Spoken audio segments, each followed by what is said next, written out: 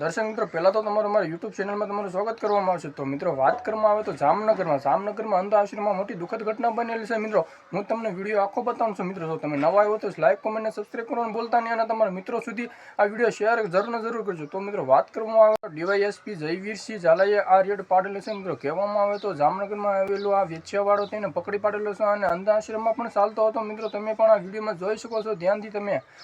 Jamnagar city C division police સ્ટેશનમાં ગઈકાલે એક ઇમોરલ ટ્રાફિક પ્રિવેન્શન એક્ટ મુજબનો કેસ દાખલ કરવામાં આવેલો છે.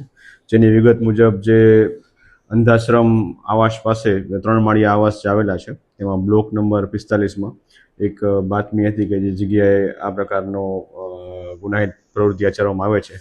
તો મિત્રો, વાત કરવામાં આવે તો આ વેચ્યાવાળો કેટલા વર્ષથી ચાલતો હતો એ તો મને કે તમને કાંઈ ખબર નથી, અને વિડીયોમાં હું તમને સંપૂર્ણ માહિતી પણ છે. અને કહેવામાં આવે તો મિત્રો 6,300 રૂપિયા લખ્યા રોકડે રકમો પણ પકડવામાં આવી છે, અને અગ્નિ નાની મોટી ચીજ હોય તો કેટલી પણ પકડવામાં આવી છે. મિત્રો, વાત કરવામાં આવે તો જામનગરમાં અંધાશ્રમમાં આવું પણ ચાલે છે, તો બીજી સોસાયટીમાં કેવું ચાલતું છે મિત્રો?